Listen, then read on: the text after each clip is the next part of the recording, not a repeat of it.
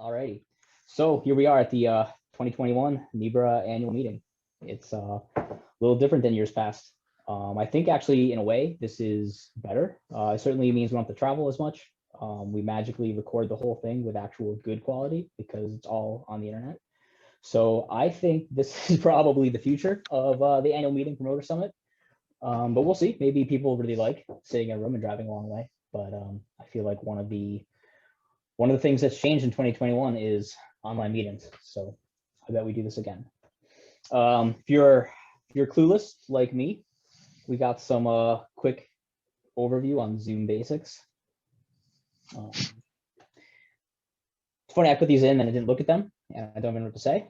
But looks like so lower left is how you're going to unmute yourself if you have something to say, and I guess we'll call on you from the chat.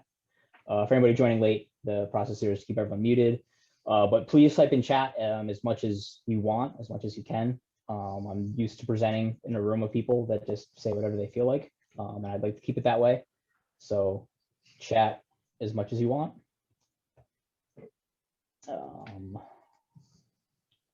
Then turn your video on if you feel so inclined. I'd like to see faces. It makes it feel like you're actual human beings out there. They care about what I have to see. Lydia says I'm not in presenter mode in the chat, and the good news is I have no idea how to do that. So if this is working for people, we're just gonna have to go with it. If it's not working for people, please let me know. Let's see. Oh, is it one of these links right here? Nope, no one knows. All right. And the last point is that this is being recorded, so anything you say can and will be held against you. This will actually be on the Nebra YouTube after the meeting. So this is mainly a reminder for me that I should be not say anything that is Colin's opinion and try to stick to things that are Nebra's opinion. But also anyone that gets unmuted and says their piece, it will go on the public record. So let's move on to the actual Nebra annual meeting. So we do this every year, and I always lead with the membership update. And running the numbers this year is downright depressing, just like everything else with bike racing. We've seen our membership down. Let's see, we're down another 20% from last year. Last year we had 32 members at this time. This year we have 26 members, and to some degree, you can boost membership slightly by nagging people. There's people that haven't signed up, that will. But if you look at the numbers over the years, those are year-end numbers: 47, 43, 40. The bottom line is that USAC clubs are dwindling in New England, and I believe nationwide, and only USAC clubs and individual race directors can be members of Nebra. So one of the end results from that is that we just have fewer and fewer members. We don't have, the solution here isn't we should have more members. The solution here is we should have more clubs. And that's a much bigger question than I can answer in a slide or we can answer in a meeting. But that's for sure the biggest takeaway that I have from the membership trends. Obviously, there's a pandemic, so the whole landscape of competitive cycling and competitive event promoting has changed. I think there's, of the members we've lost, I don't know how many of them have hung up their promoting shoes or whatever you'd call it, but that's for sure a factor. And then as well, as well as the pandemic, there's also some questions of how much relevancy there is to be a Nebra member in 2021, because we basically provide all services to any promoter that wants to put on a race. The bottom line is that we love bike racing and want bike racing to happen. So there's almost no demarcation between being a Nebra member and not being a Nebra member as far as the services you might receive from us. You email me or email JD back in the day, or email any other board member, and we're going to help. We're going to refer you to people. So there's not pressing. It's really hard to tell people like, oh, you've got to be a member of Nebra because you're missing out on something. So that's where we may have an issue with relevancy and value. Obviously, it's free, right? So it's great value, and I appreciate everybody who does re-up the membership every year and vote in the board elections and give us feedback on how we can make this a better organization and keep New England cycling moving forward and strong. So the review of 2020, I bet you've heard this kind of story a few times in the last 11 months, which is that there was a pandemic, and around mid-March, organized cycling effectively ceased to exist in New England. I believe there was one Plainville, maybe two. That was the entire competitive road season until I think late August. Brian, I believe there was some training races at Rensselaer Field. Is that correct? Yep. So that was your entire USA Cycling sanctioned road season, as far as I'm aware. And there were also some races up at the track in New Hampshire, which were not sanctioned, but they did happen, which is of course very notable because most things did not happen. So that was the year. I would say that we let our full-time administrator, JD Bilodeau, go, but really he let himself go before we could, because he recognized that his workload was rapidly dwindling and wasn't going to come back anytime soon. So he more or less fired himself after documenting all the things he knows. So we have pages and pages of documents in Google Drive about what the administrator did, and hopefully someday someone else will be getting paid to look at those and bring back the processes he was running. But so as of early May, we were an organization in hibernation. At the end of this year, we always have board elections. Kim Dubord and Lydia Housley are not running again, so we will be taking on at least 2 new board members. Alex Grabau and Joe Rodriguez are going to run again. I've also gotten a candidate statement from Krista Hahn. So we have 3 people running for 4 board seats, and of course that means we're going to have an empty board seat. So, oops, here we are trying to scroll the wrong window. So we're going to have an empty board seat, and that means that according to the bylaws, we can appoint a board member. I would love to get some additional candidate statements from people that want to be on the Nebra board and have an election. I think things are always better when they're democratic instead of appointed. But failing to find enough board members, we will basically just appoint the next person that wants to be on conference calls and talk about what we should be doing as Nebra rebuilds.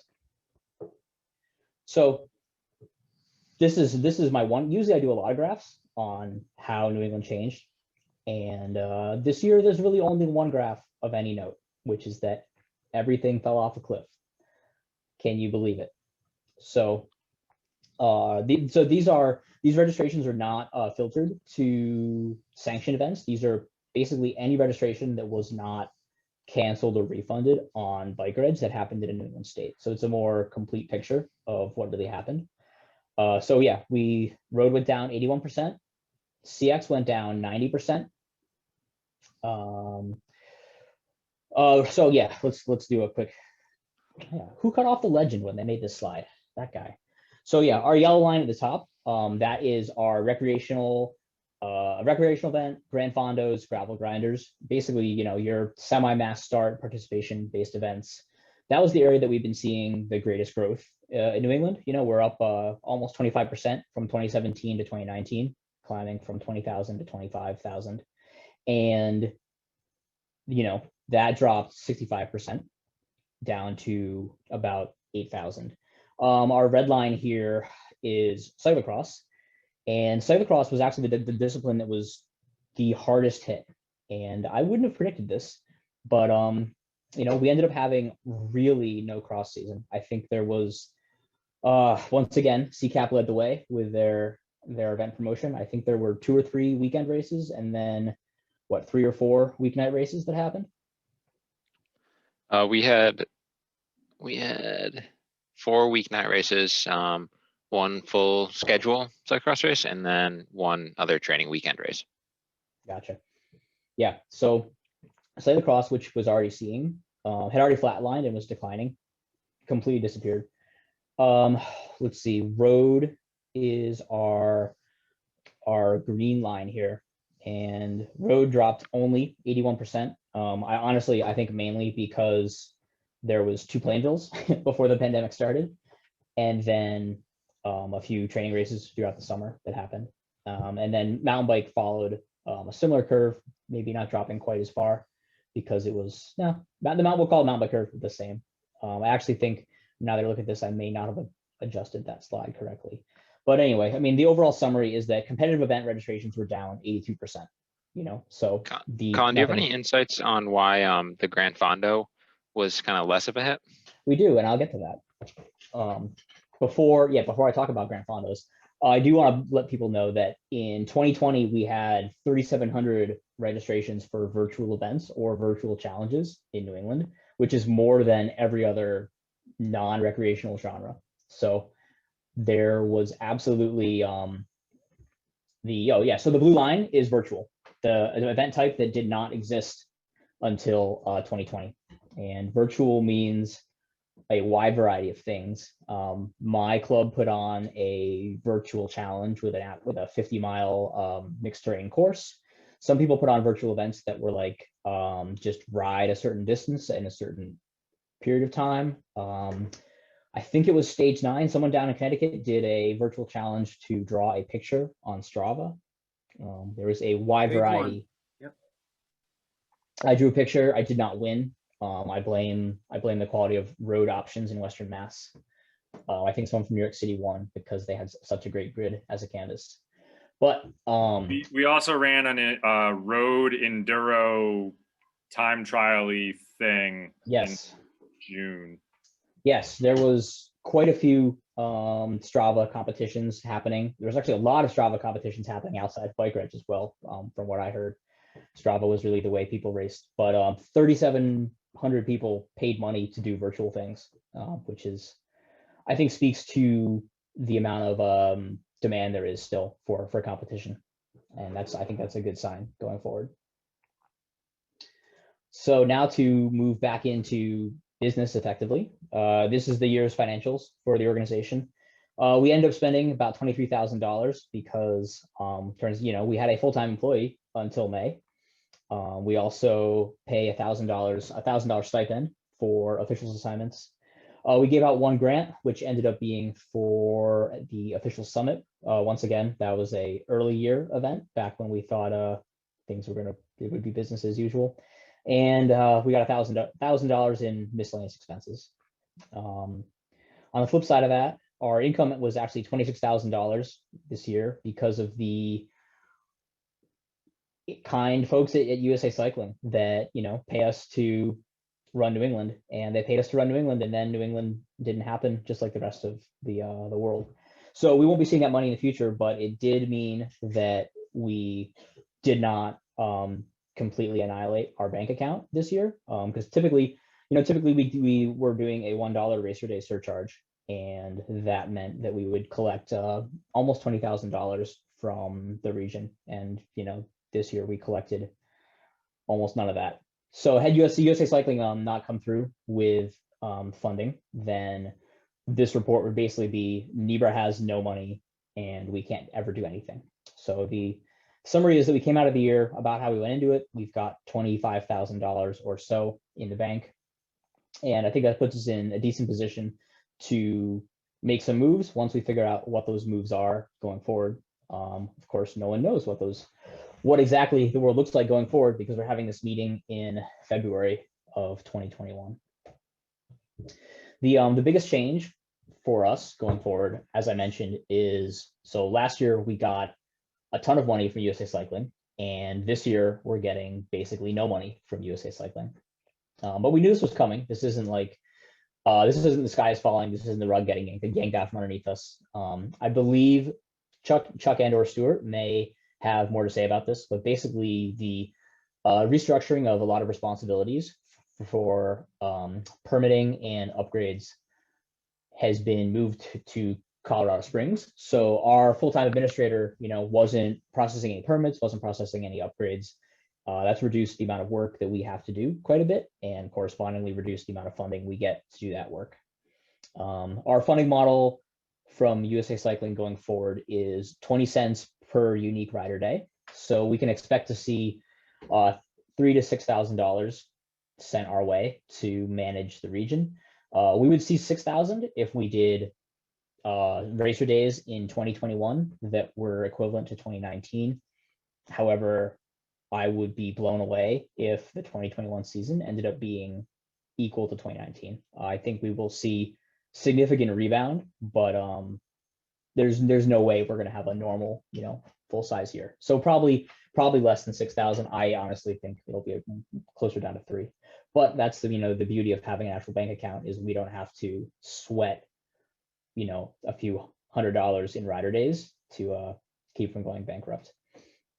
Our core remaining responsibilities, according to the contract with USA Cycling, are that we still need to assign officials. We need to do our best to coordinate schedules among our promoters, and then coordinate our schedules among promoters. We need to encourage promoters to sanction with USA Cycling, which, in my opinion, is still a no-brainer more than ever because of COVID and insurance. And we need to also host a promoter summit. So thank you for joining me in the Nebra Promoter Summit. So now let's talk about the future of Nebra and bike racing a little bit. So here's a screenshot from my my New York Times email of the day, and according to people that know more than me, the drop is real. At the same time, it's interesting to remember that the new COVID cases per day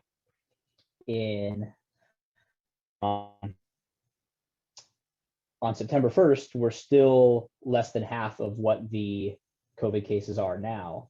And yet on September 1st, no one was beating down my door to put on cross races. So you can take a graph like this as kind of two perspectives, right? Which is one is, things are still worse nationally, and the Massachusetts graph does follow this to some degree, or New England graph will say. Things are still worse nationally than they were last fall, and last fall didn't see a lot of bike racing. At the same time, we're seeing a bigger, faster drop than we've ever seen since the start of the pandemic. So, forecasting what the world's going to look like in April or June or August is still super hard. So, yeah, it's one of those things we just gotta play it by ear. I think without a doubt, signs point to having more racing in 2021 than we did in 2020, both because of things are getting safer, even though the second wave has been pretty substantial, the death rate and hospitalizations have been lower, so as far as we're nowhere near the March, April of last year point of the crisis.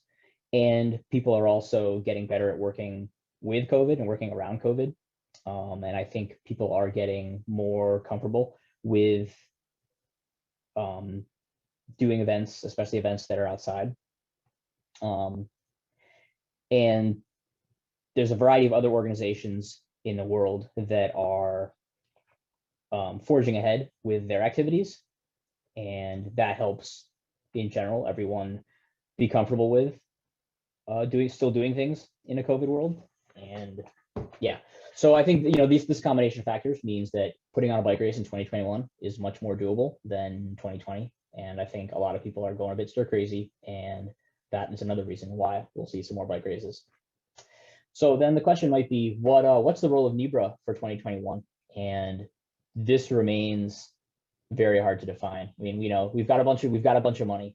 Should we spend the money on grants? Should we spend it specifically on COVID grants? Should we be trying to take bike races that would not be financially viable and make them viable? Or should we be marketing to new riders? So I'm sure all of you know that there's been massive growth in people doing things outside. If you've tried to get any bike part this year, you'll discover you can't do it. And if you try to buy a bike, you can't do it. And if you go to the trails, they're busier than they've ever been. There's more casual cyclists in the world now than there was 2 years ago. Should we be spending our efforts and money trying to get them to try bike racing? Zwift is bigger than it's ever been. All those people are, I'd like to think, curious about the real thing. So, that's a place we could spend money. And then there's, social media presence. Whether or not it's even valuable to have a coordinated, social media presence is up for debate, but that's certainly something we can spend money on, and it doesn't need to be that much money. So we can use that to amplify promoters' marketing efforts, maybe do some of our own. That's a role we used to have that we've had for many years. And then obviously that role stopped when we stopped having employees. And then obviously the role, we have the responsibility of communication. And that really is the one role that like is guaranteed to happen. I do believe I have answered every email that has come to Nebra this winter. If I didn't answer your email, you should call me out in chat right now. If I didn't answer your email quickly, that's another story, but that's the way it is. And then scheduling, I put a question mark after that just because I don't know what the heck I was doing when I was using the keyboard. Scheduling is one thing that we're absolutely committed to and will be doing. We've recently ran another survey to see what people were thinking for 2021. We got, I think we're up to low 30s in terms of number of responses. So that's been good to see. The good news on all the scheduling stuff for 2021 is because, race promotion is still in a depressed state, there's no calendar conflicts. If you want to do a race, you got 99 problems, but finding a date ain't one. So that's good. And then I guess if those are our goals, then the question is how does Nebra achieve this? We can give out very task-based stipends. That's something, that's what we do with officials assignments. Wrangling officials all year is real work. Real work should be paid. We have money, so they get paid a stipend. We can hire, we can do an additional stipend for social media, for marketing, who knows? Or we can consider bringing back some part-time staff. We're very clearly not in a position to do any full-time staffing unless we can, unless we find like a whole new funding source, and that's totally unlikely. And then of course there's also volunteers, me sending emails about schedules and me running this meeting, like that's all volunteer based stuff. So depending on how big the work is, a lot of times we can just cover it with volunteers. So to remember who we are and why we're doing what we do, this is from last year's summit. We used Mentimeter, and we've actually got another Mentimeter segment that we will get to later, unless meeting drags on too long. And the number one, this is what people wanted help with. The number one thing was minimizing event calendar conflicts. So we will definitely stay committed to that. And then marketing outreach ranked highly as well as sponsorship and race financing. So that's why grants are on the list and marketing social media is on the list. So then maybe moving into some more forecasting. This is last year's survey results of what people care about when they decide what events to do. And the key thing here, so how close the event is and the weather forecast. So the issue we believe that racers' primary concern is convenience, and their lowest concern, of course, is prize money. Entry fee falls somewhere in the middle. But it's a good reminder that making your event easily accessible is probably the number one thing that drives participation. So when you're, especially in a COVID year, when travel is somewhere between against the law and frowned upon, your participants will be extremely local. So pray for good weather and try to run things near a population base, I think is the big takeaway for 2021. So to go a little more on what we see in 2021, and when I say we, I mainly mean me, because I'm the person that wrote this slide after talking to the board 2 weeks before I wrote it. So yeah, the results from our survey prior to August, things are very sparse. I think I went through the list, and I think I pulled out every road related event that had indicated some interest in proceeding. And we've got, Chris Hines at Integrit, Mike Norton wants to do a race at Stafford Speedway. Chris Constantino indicated interest in Wampatuck. I see Chris DeHaan in the chat has just pulled Hilltowns off the list. Nutmeg was on the list and I missed it. And I know the Plainville Spring Series is looking at going forward, and that's even just next month, which is pretty cool. So I think one thing, and Gary did register a desire to run KSR, which clearly is shooting for the moon this year, but anything can happen. and I won't rule it out. But the thing I want to point out is the commonality between Chris Hines, Stafford Speedway, Wampatuck, and Plainville, which is that these are all low budget, smallish events. These aren't taking place in towns. These aren't downtown crits. They're pure and simple bike racing, which is, it's a bunch of people in a field with pavement riding around as fast as they can. And it's the core of the sport. And I think that is how the sport is going to come back. I think demand for training races is going to be bigger this year than it's ever been. I'm very confident that demand outstrips supply. All you have to do is go anywhere outdoors this year to see how many people are doing things. And all you have to do is look at Zwift to see how many bike racers are racing bikes right now. I mean, if I would pay money to do a time trial, and if you know me, you know how ridiculous that is. So that's where we're at right now. I'm not saying this to pressure anyone into putting on their race. There's a lot of factors that go into race promoting, even when there's not a pandemic. But I do firmly believe that racer turnout will not be a problem. One observation also that I've had, is that going forward, public venues are going to be harder than ever this year, because the people that make decisions for towns don't have really any financial incentive to let events happen. It's always easier to just say no, and then in the name of public safety. And it's really hard to push back on someone that just says, well, we don't feel safe about an event. So I think if you have a public venue for what you're doing, this is going to be the hardest year, because you've got to convince them that bike races are not super spreader events. And then on the flip side, private venues, I think, will be easier than ever. There's a lot of businesses that rely on having people come to their property and do things, have had a really tough 2020 and are very open to events and would be thrilled, I think. But clearly, those kind of business, the benefit of public venues is a lot of times they're cheap or free, as long as you fill the right permits and take the right steps.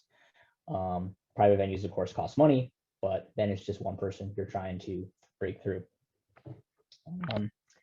And so my final slide is a brief reminder. So bike racing, fully didn't happen in 2020. This is a quick sampling of things that have been in my inbox in the last 2 weeks. Here we have an article about Millennium Running, who is a professional running race promoter in New Hampshire. They've done 37 in-person events last year. They're doing 34 more in-person events. They have some COVID protocols. They have like some wave starts, so they've slightly changed their events, but they're still going forward with running events because that's their business. Ski mountaineering racing, here's our picture on the right. We see a group of people not wearing masks, walking up a mountain together, and I know it looks like it's easy, but if you've ever ski mountaineered, it's actually horribly difficult. So I guarantee those people are breathing hard. But that's another example. This is a sport that did not shut down and has not shut down. The New England Nordic Ski Association, here we are. This is the start of a time trial format event, and it's just happening. They're having a whole ski season. They're racing. I think maybe the only change is that they may not be doing mass start racing in Mensa this year. And then, of course, there's the fully private sector. This is a screenshot from the Killington webcam that I grabbed at 3 o'clock. And I don't know how different that looks from a normal year, but that's more of a crowd than you'll see at many bike races and every training race. So I would just like to end that with the note that sports are still happening. They're going to keep happening, and people find a way. And I fully intend to find a way this year to run at least some events, if not all. And I think a lot of people are in the same boat. So that is the Nebra annual meeting. I probably missed some things. If you called me out in the chat was moving too fast and I was talking too much to actually follow it. So if anything important happened, maybe Brian will tell me. And other than that, I guess I'm going to turn it over to Chuck and/or Stuart from USA Cycling, who's going to give us an update on what our national governing body has been up to in 2021. Great, thanks, Colin. This is Chuck. If you don't mind, I'm going to share my screen. So appreciate it. So I need to be enabled for screen sharing. You guys got me locked out. I'm used to running the Zooms. So I gotcha. all right, thanks. All right.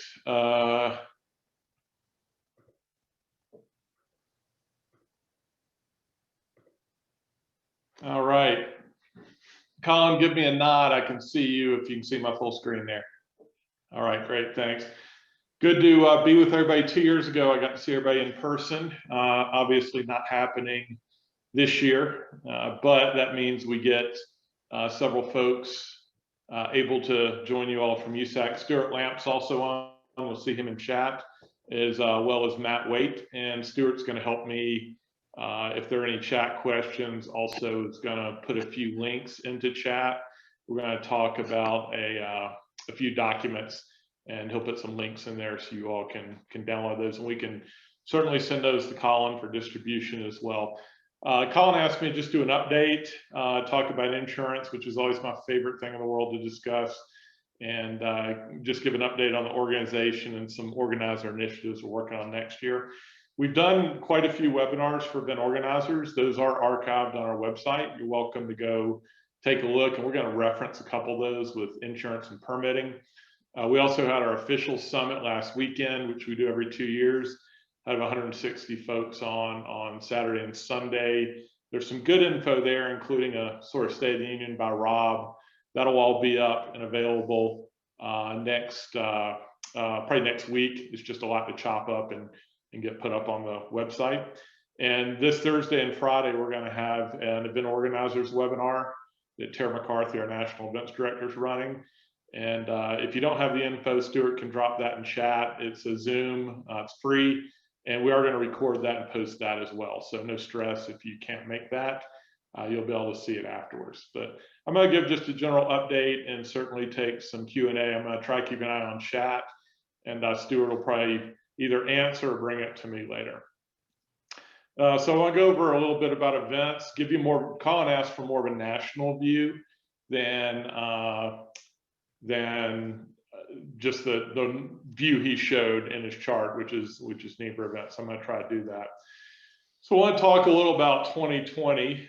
Start off a little more positive. We actually, for the first time in years, we're seeing both event days and rider days up before March 1st last year, which was a positive sign. I don't want to say we had sort of found bottom from the years of downward trend, but for the first time, I've been at USA Cycling since 2015, been in this job for a year and a half. We were starting to trend back up, which was good. We're up about 5% overall. Mountain bike was through the roof. We were at one point up 50 or 60% in participant days in mountain bike, and that will matter to Nebra. I'll talk a little about in the Q&A about the LA agreement. A few things we did there: mountain bike license and permit incentives to bring mountain bike events back on board who had left us years ago. Really did a big effort. You all saw in the chart that Colin showed that the gravel and Fondo, sort of those non-race events, we've really had a big sales effort to go get those on board. Did things like new permitting. I'll talk about some subsidies we're doing for organizers, try to relieve some burdens there, and did some new incentives to events to come on board with us. So we were starting to actually see some stabilization, and then first week of March hit, and everybody sees what happened. So where we ended up with at the end of the year, about a 75% decrease in sanctioned events last year. Our participant days were at about 20% from the previous year, from 2019. Definitely saw events not being run as they had been before. If you all recall, we did a halt on all permitting basically between mid-March and May 31st, and then we started re-permitting events. That allowed everybody to get a little caught up and figure out how we were going to run things better. We did see events happen after that, but they were different.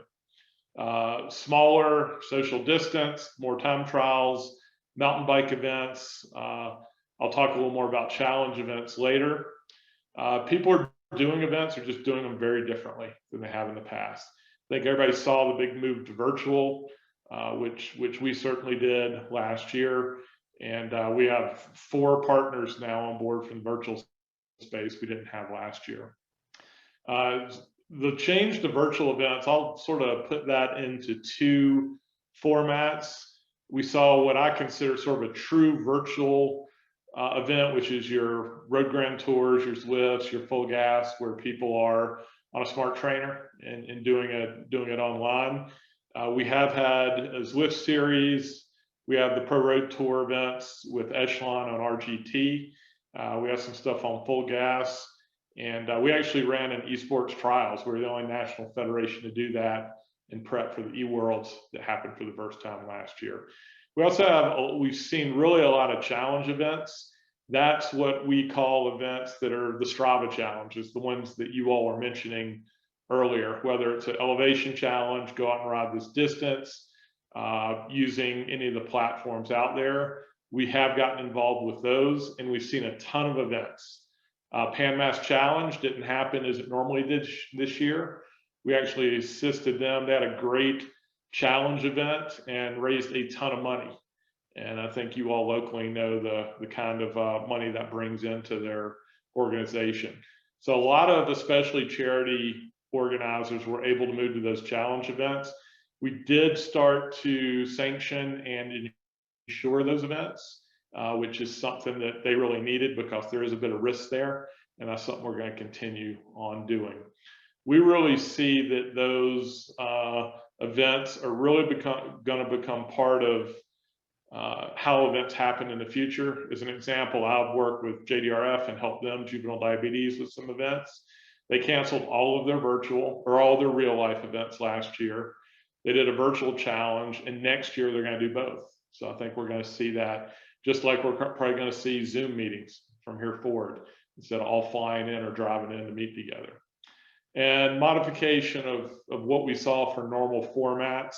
If you've not seen them, please look through our COVID guidelines. I'm actually spending the weekend updating those. I saw some stuff in chat about codifying COVID practices.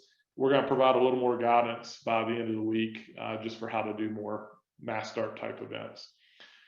COVID's impacted all of us, but we're really trying to look at some new opportunities. I think the challenge in virtual being one, and working with new organizers being another one. So move on and take a look at that for 21. We're expecting, obviously, the first part of the year to be really soft, and we will see an increase, we think, in numbers in summer and moving onward.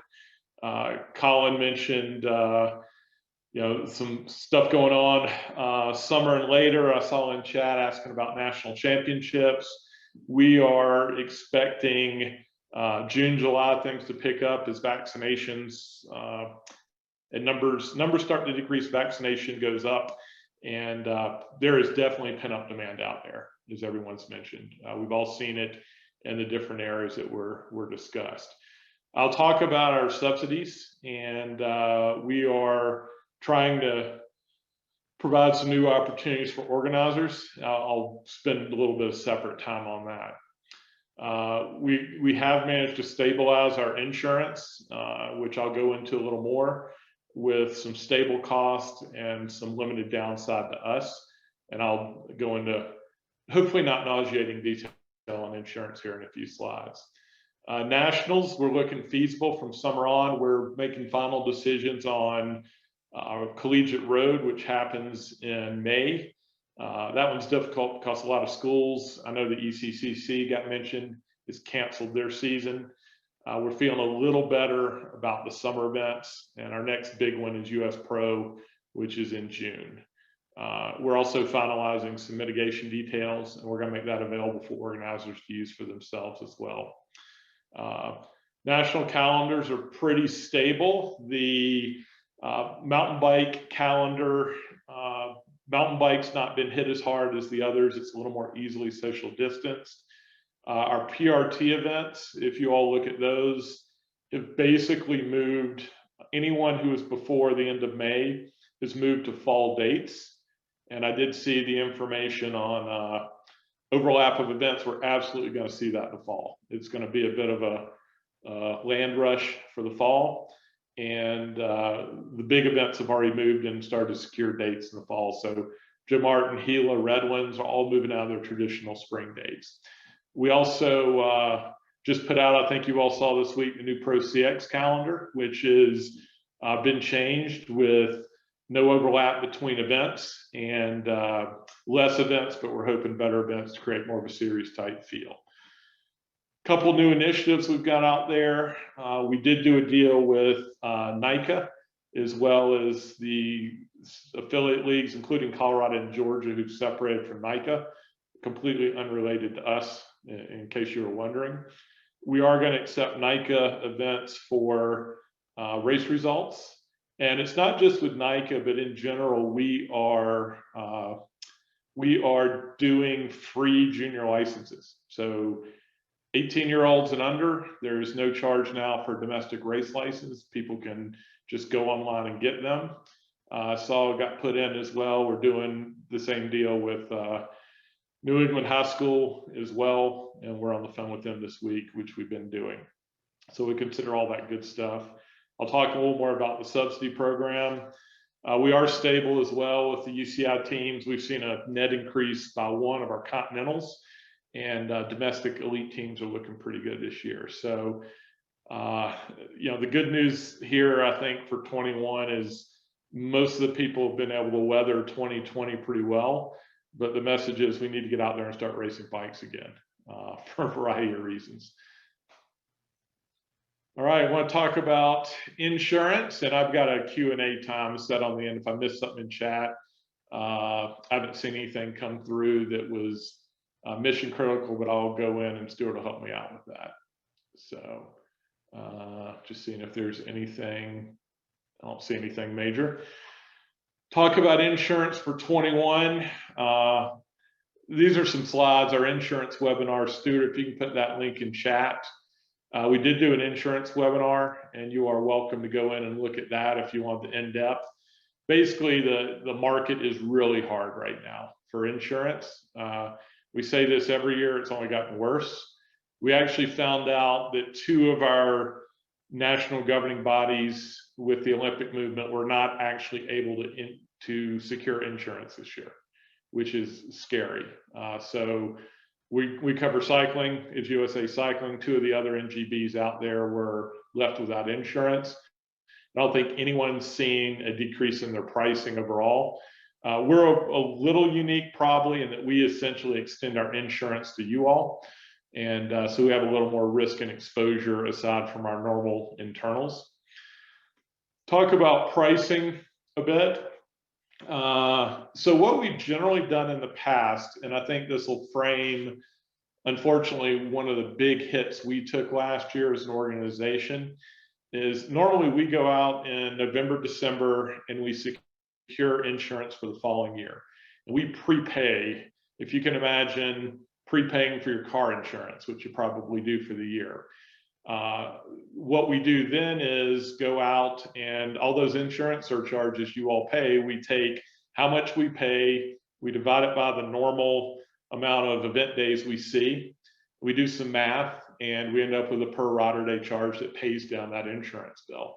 Well, we paid over $2 million from an insurance bill, and we were down 75% or 80% in rider days. So you can guess what that did. And we did not get that money we paid back.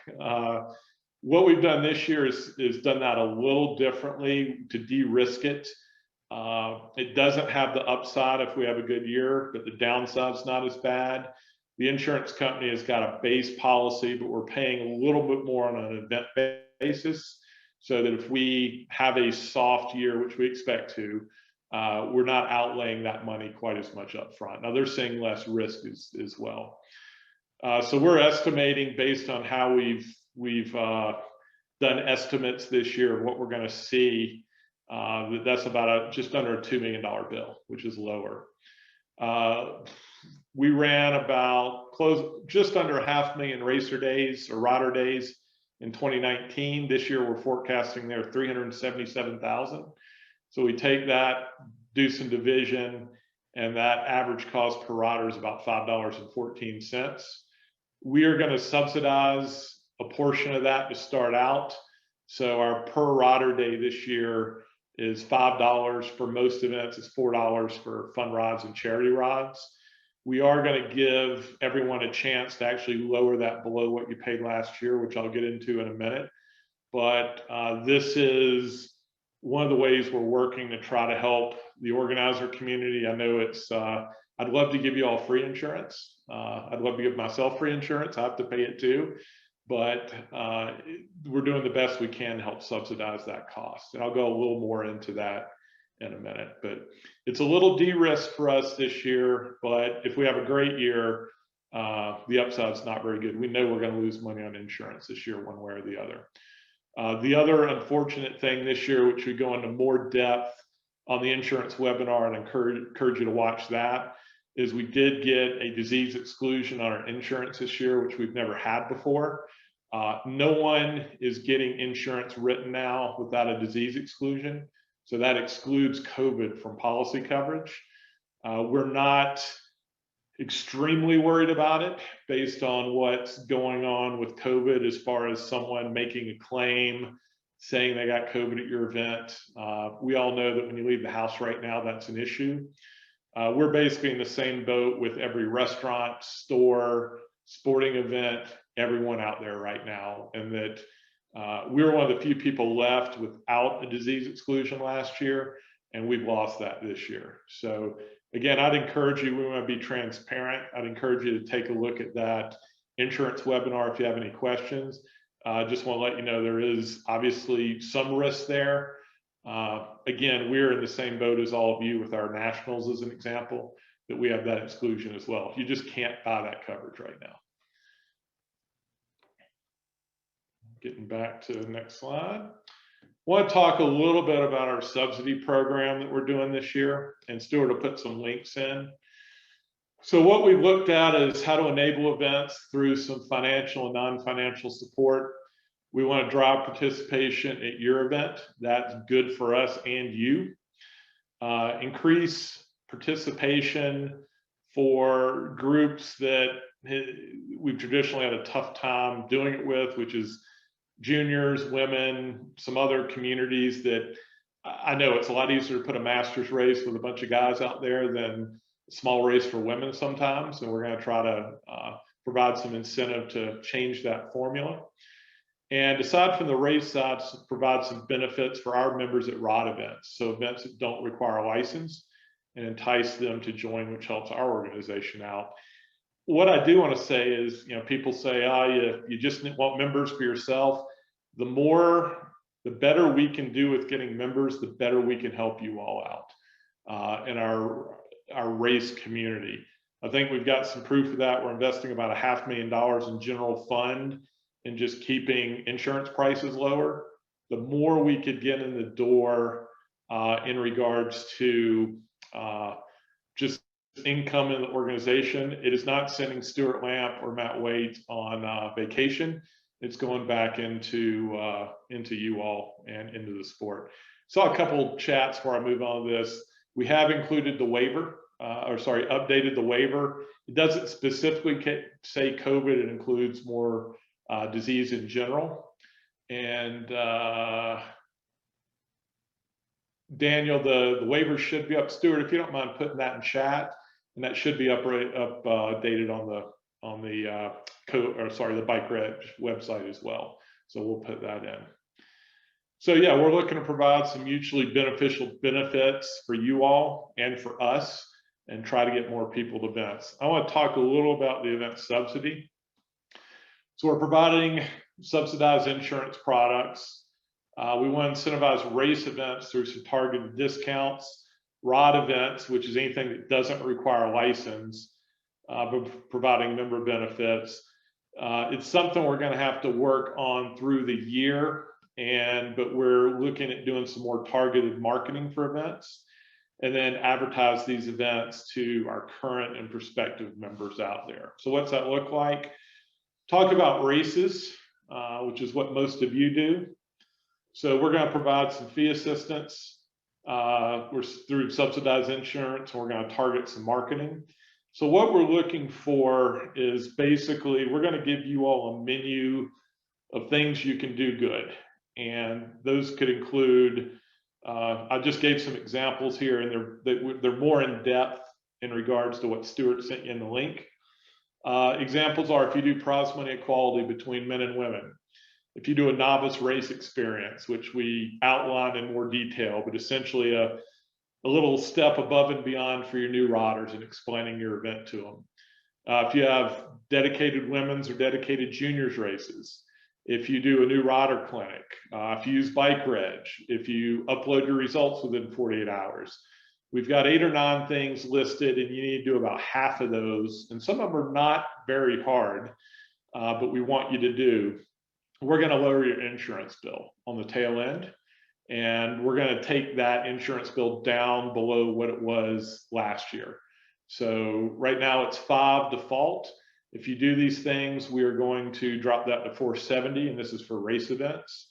And we're going to work also to market your event. As an example, if you do a standalone junior race using the criteria we set forth, there will be a junior friendly icon in the calendar listing next to your event. Same thing for women's racing, same thing for that novice race experience. So we're going to advertise that you're doing these good things and try to drive some more people. As we get our new marketing software more engaged through the year, I'm not going to promise exceptional results up front, but we are going to work on it as we move through. We are going to be able to more specifically target participants. For instance, if you're doing a standalone junior race, we're going to be able within the region to market to those juniors. If you're doing a novice friendly event, we can look at folks who may have done Grand Fondos or gravel who haven't raced before and try to kick them into bike racing. Getting a lot more specific in our marketing is something we're going to work on over the coming year. So again, we want people who've not had super incentive to participate to do it, do good things for the sport, and lower the price for you all.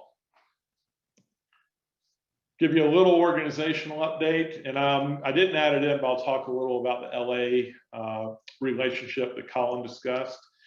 2020 was obviously tough for us. You heard from Colin about impact there. We right now are bringing some staff back. We're basically hit almost half of our normal staffing. We lost just over 40% of our normal staff between furloughs and layoffs.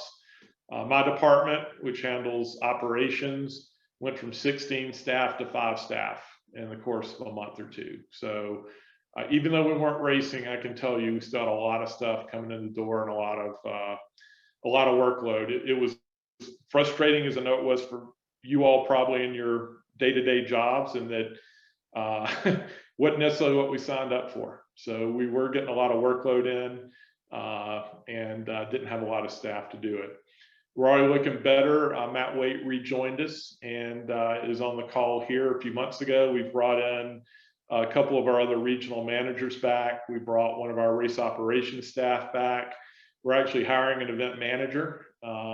Stuart, if you can grab that out of this job things in Slack, we'll send that out to you all. We just posted a new national event manager position we're going to do. And John, I'll talk about the website here in a minute. So I'm not IT, but I'm frustrated as you are. We managed to retain talent and knowledge. A lot of you work with Alicia Fraser as an example. She's been working her tail off, and we managed to keep her. Stuart, Tara, and are bringing back many staff instead of having to rehire. So there hadn't been a huge brain drain.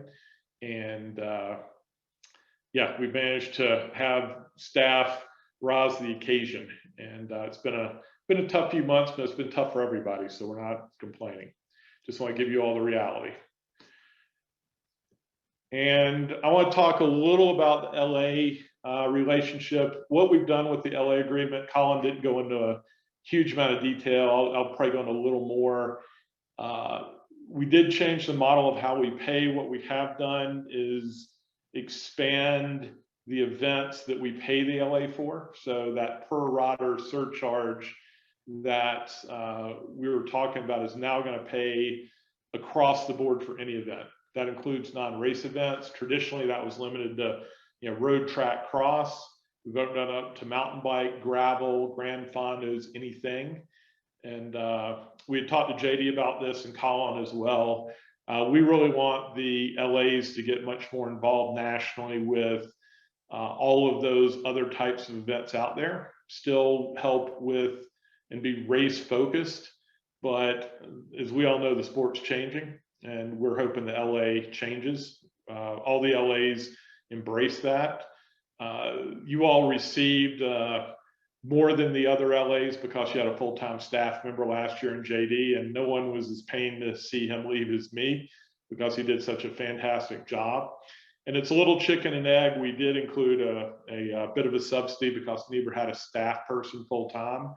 And hopefully as we re-engage and get more events on board, Nebra's always gotten a little, I don't want to say different treatment, but is one of only 2 LAs with a full-time staff member. So we treated that a little differently in the agreement. So yeah, I don't want you all to think that we just pulled the rug out from Nebra. Colin talked about us not doing that, which I appreciate. We're all obviously facing huge financial burdens right now. Luckily, USA Cycling, through grit, determination, and help with some PPP money, came out pretty good last year.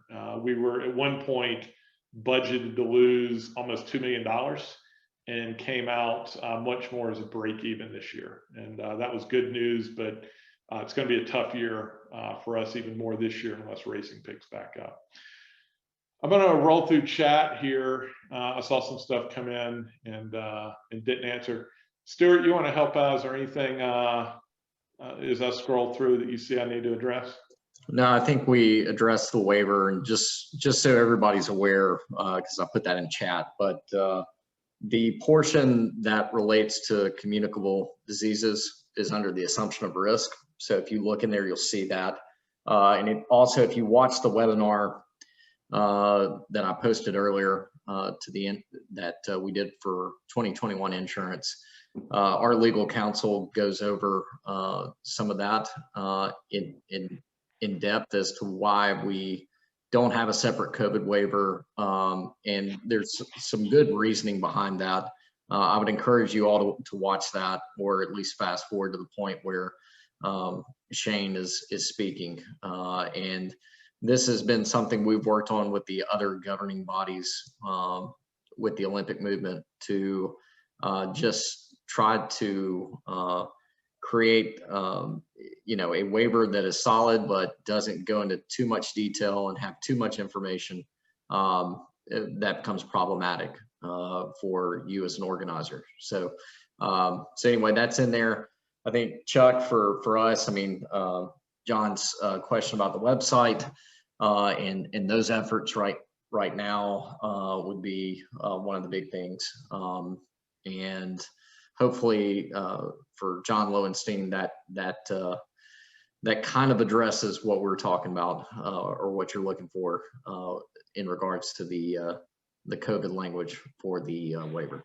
Yeah, and again, I don't want to rehash the webinar. I'd encourage you to watch it, but you know, we've debated this. We're pretty as comfortable as we can be.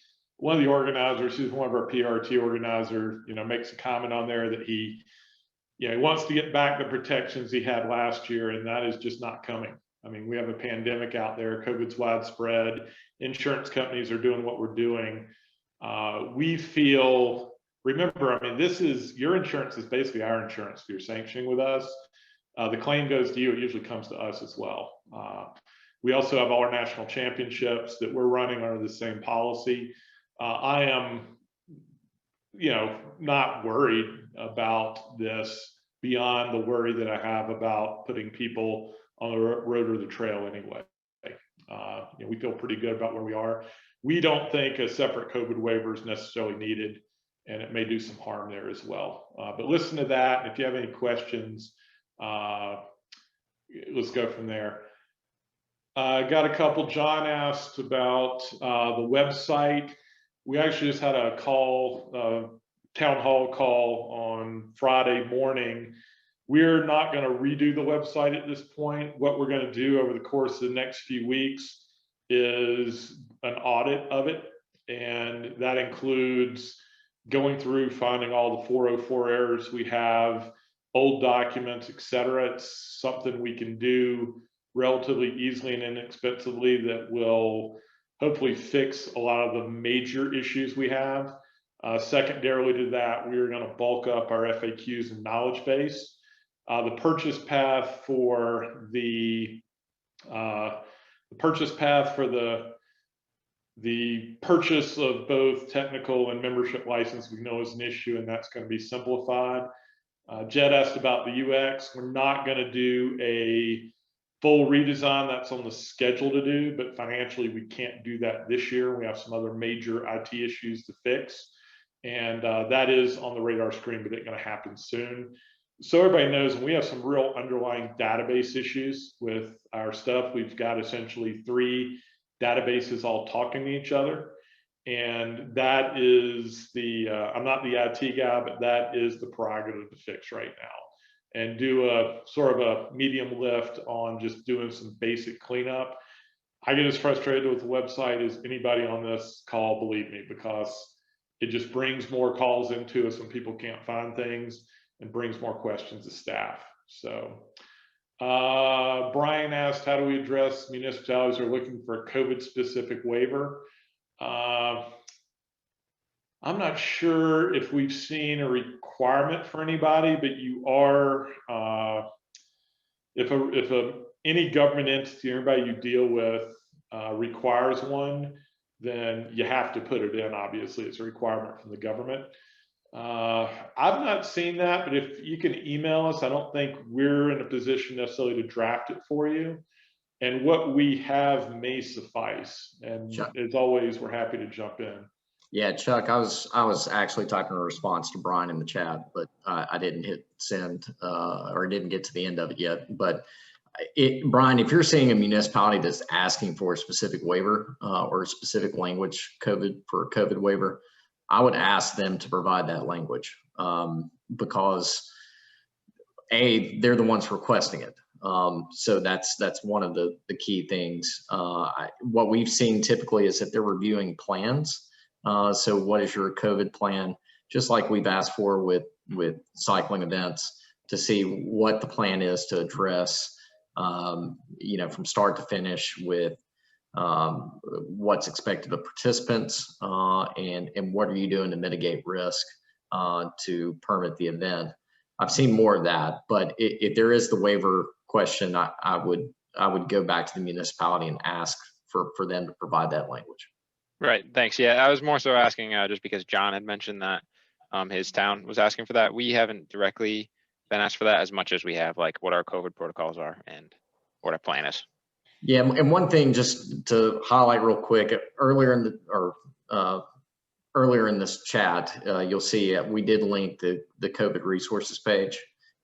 Click on that because there's a plan that you can go through or a checklist that you can go through, and it gives you a rating of, is your event a large risk or a lower risk event?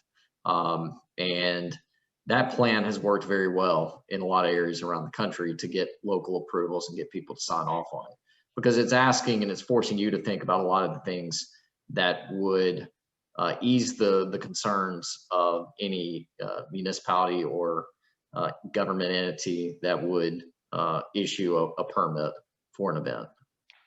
And I've actually spent tomorrow working on our revised COVID stuff. What we're going to, anybody who looked at last year saw that it was about mitigating risk. It was about common practices. Now that we've seen more events, sort of what's successful and what's not, what's been accepted, what's not. Part of this is we're gonna post some frameworks for those COVID guidelines. It's not been intentional that we didn't do that. Well, it was early last year. Now that we know a little more and know what's being accepted, and the community sort of shared and pulled together. We're going to put some frameworks out there that you all can use when that local government comes back and said, hey, what's the plan? That we've got something can be easily adapted to your event and provide that info. Go in a little more detail than we did. I got one question here from iPhone. I don't know what it is about. Is it correct the insurance will not then update in 2021? If you want to rephrase that, I'll try to answer that a little better. Question I got asked about data from COVID transmission at actual cycling events. Nothing from in the field of play, which is actually probably good news that we intentionally, I don't want to say intentionally, but people talked about contact tracing early on, and we definitely don't have the resources to do that. It is true contact tracing is very difficult and is done by health departments. We have been in touch, especially early on, with the events that happened and definitely did not see any direct tie to events for any outbreaks, which I think is good news. Dr. Rashan, our chief medical officer, and you'll hear him if you're on this week, again, feels like the risk of an outdoor cycling event is relatively low.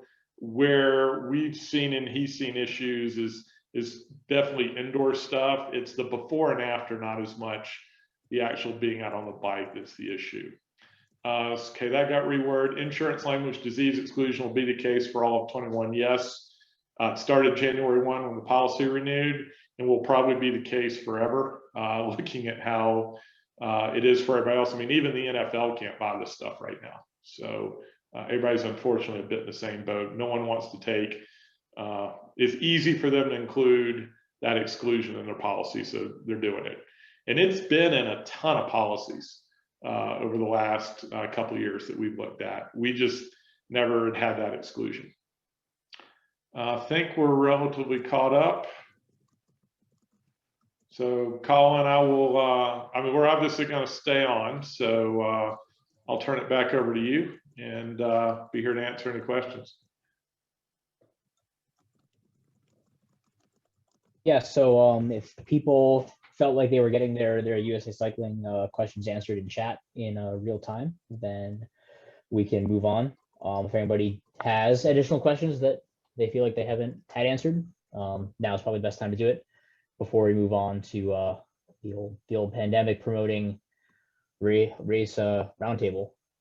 So just you're staring at chat's not moving. Just more content from Stuart. So yeah, for our third and final segment, I want to move on to having some people talk about their experiences race promoting in the past year. We've got Brian from CCAP and maybe Jed out there somewhere. I've officially got too many names on my screen to keep track of them. And then I know Danielle Ruin from Sunapee is on the call as well. And those are two of our promoters that really did put on events last year. And I think that's going to serve as the template we have for going forward. So I asked them to speak a little bit about what they've done to kick off a discussion of what we think this year is going to be like. So Brian, you want to talk about the CCAP 2020 event promotion experience? Yeah, totally. So some of you followed along and were able to see what we were able to put on last year, but to sum it up, we put on 11 or 12 races, 4 of them being crits, 1 being like a weekend cyclocross camp, day camp, full schedule cyclocross race, and then 5 training level races, including 1 on the weekend, and then 4 weekday races. And so Colin actually prompted me with a list of fun questions to kind of touch base on things. So without being too much of a snooze fest here, we'll go through some of them. I think like one of the biggest things for us is the process wasn't like too much different than normal, besides obviously COVID and the whole pandemic thing. Towns were concerned with that. Private landowners were concerned with that. They just kind of wanted to know that that's what we were thinking about and that was on the forefront of our mind. And so what we did to kind of prove that and have them build confidence in us was we created COVID guidelines based off of USA Cycling's recommendations, as well as our state guidelines, which is kind of super important to emphasize. USAC's policies are a great starting point and great direction, and they think about like cycling specific stuff. But definitely cross-check them with any state guidelines, which for us was the Department of Economic and Community Development. For some of you, it might be a local health department, or it might be the state health department. I'm not sure what it is for any of the other New England states because we're Connecticut. But they had some great recommendations on not cycling specific, but they had the sport segment as well as the outdoor events. And so we kind of created a mutt, and so to speak, and used guidance from both of those. Outdoor events covered certain sections and certain parts of cycling races, like everyone being there. Just about it on kind of like limits, but the sport specific segment, we ran off of kind of the running segment of things that they talked about and running races and all that. And we came up with the guidelines that we sent to the state, and we sent to all the private landowners as well as the town municipalities. Kind of gave you the same response. They said, this is great, blah, blah, blah. Just make sure everyone sees this that comes to your races. That's super important as well. And here, one of the other questions was general compliance. Actually, general compliance was great. Like for the most part, people understood and respected like what needed to be done. They're used to this stuff in their daily life, right? It's not like this is a new thing at this point. So people, they listened. I mean, the racers were very good. Aside from basically a few like grumbling parents and some spectators who didn't think they had to listen to this because they weren't actually racing, everyone listened. You had to remind people occasionally to pull their mask up just because they just weren't thinking of it. They were riding their bike and they had it down on their chin, and super easy, no problem with that. And yeah, that was actually pleasantly surprised with that. And that was one of the biggest things for us to think about, is we were just wondering what the feedback people are going to give us and how well they're actually going to listen. And I will say it was reassuring to see that. For what it's worth, there was better compliance from the kids and the juniors than there were from the parents. The kids and the juniors kind of just, they did it and they're great. Parents, for the most part, did the same thing because they wanted to see their kids race and they wanted to be a part of that and understand that the cycling community has been built together and we want to stay together, and that's just part of it right now. So, hey, Brian, if I can interject, I think one of the things that really helped was we had, if you had attended one of our events last year, you probably saw an overabundance of COVID signage. You know, basically every 15 we had a sign reminding people to put masks on or to keep their mask on. We had sanitation stations next to the porta johns and near our registration area. I think the registration walk-through flow that we had really worked. We didn't have anybody double back. So it was all just a single lane, very similar to what you see at stores that you go into now. I think to your point about the kids were getting used to this at school, and it was just carrying over into our events. So it wasn't any big deal for them. And you're right. I think at the beginning we had a couple of scofflaws who just didn't want to wear their masks. But I think by the end of both our Tuesday night series and the cyclocross series in the fall, everyone was completely compliant and we didn't have any issues. Absolutely. And just in terms of feedback from like racers in the community for putting on an event in the first place, we didn't necessarily see any like mass amounts of negative feedback. People were thankful that we were able to put on races. And especially once they saw like how safe we were being and how serious we were taking all those safety guidelines, especially with the signage like Jed mentioned and like the formalities of having like a one-way registration, which actually from an event operation standpoint was great. Pre-reg was awesome to be able to just send people through, and it was smooth, and people were just thankful for that. Honestly, it was pretty good. So it allowed us to kind of like reinvent our process and make things better. Another thing actually Colin has in the chat here. So we didn't have to do any mask racing. And that was part of what I mentioned about the state guidelines, is that was their recommendation. They said if it was any like strenuous physical activity, you didn't have to wear any masks. They said it could be recommended, but it wasn't absolutely like do or die. They they're leaning on that as long as you had proper like separation of staging as well as socially distant starts and all that stuff. They did allow for racing without masks, which is huge. I know Pennsylvania, as I mentioned here, they had to race with masks, and they were still getting pushback from the states, or from the state and the town municipalities. And overall, from the beginning of the season to the end, especially for us last year, there wasn't a big change in policies. COVID rates during the summer were still pretty low. We had to cancel our last training race in the end of October, just because there's a big COVID spike in Connecticut, and we decided that was the best option. But overall, the guidelines that we created in June for the Tuesday night crit, or July, those were able to hold true all the way through to the end of October. I've noticed more of a change from then till now, because obviously, as Colin mentioned in his graph, the COVID rates themselves are a little bit different, and even though they're on the steady decline, they're still higher than they once were. So there is some change in policy, and I've just been staying up to date with the Connecticut recommendations. And I think that covers most of it. I'd be happy to share our COVID guidelines and kind of what we put out. But again, we didn't reinvent the wheel. We created it off of USAC's recommendations in town and state recommendations. So yeah, the world is yours. Totally doable. It does put a little bit of extra thought into things, but overall it doesn't. Once you host your first race with it, you'll see that it's not a huge barrier. Ryan, I got a question in the chat for you, but I know you're busy talking. So I can just read my question too. One of the things I'm interested in is almost every New England state still has state quarantine rules. And while I don't want to get into whether or not those are appropriate, there's certainly a rule that exists and some people care about.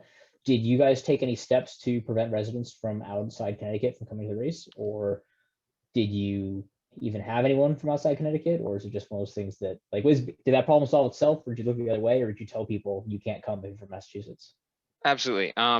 Yeah, so we did have people, and we did have to tell people they couldn't race. Like, I had to email them, and depending on what the quarantine rules were, I think now it's just like everyone, like, no one's supposed to come to Connecticut. And Jake's right, it seems like it can be very selective at times, but we took it seriously on we didn't only just look at what the state's quarantine rules were, we also looked at the COVID rates in the states. And if they were green, but their COVID rates were a lot higher than Connecticut, we also took that into account. And we had to refund people's entry fees and tell them that they couldn't race. So absolutely, definitely take that seriously. Yeah, I think unfortunately the bottom line is that because you're doing an event with public registration and names on a list, you're proving that people are traveling to a certain place. Right. So you become a little culpable for that in a way where, people playing fast and loose with whatever their interpretation of the state travel restrictions are. It's just different because it's not on public record. Right, and we had to actually change that up like midstream, like during the we were allowing people to come to like our Newtown race, and then I think it was a couple of weeks later when we had the start of the Mystic race, we had to tell certain people that they couldn't come. We had to like not let Mass residents come or not let Rhode Island residents come. So yeah, there was a spike, I think, that exceeded our numbers, and so we made a call a few days before. I think we had that in our event notes, and that might be something important for the rest of you to do as well. That if there is a state that neighbors that might have a spike, that offer refunds to those folks. We can be flexible. Yeah, and look, it stinks. I mean, I think John Lowenstein might still hold it against me, but I had to email him and tell him that he couldn't come out. But he was actually and everyone was total troopers about it. We had someone that had registered like when the pandemic first started from West Virginia to come up to our Newtown race, which, I mean, it's quite the distance to travel for that. I love the race, but I don't know if I would travel that far for it. And it surprising, well, I guess not surprisingly, for most of the summer, that was fine. That state was allowed travel, but about a couple of weeks before, we had to tell them that they couldn't come. So, and we were going to tell them anyways, because that's just, even if they're allowed to come, that's ridiculously far to travel. and they're obviously gonna have to stop in other places, so.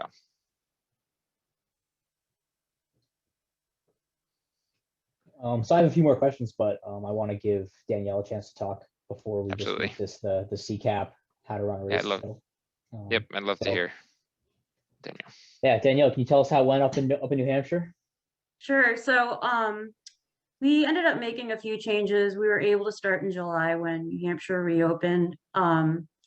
Basically, we did online only registration. I'm just looking at my notes. We did have a few releases because sometimes people showed up, and if they were at the site, obviously we didn't want to have to kick them out. So, but for most part, everybody did online. For handing out stuff, what we ended up doing was making packets, and we put in bibs and pins and hand sanitizer and masks and just handed out to everybody.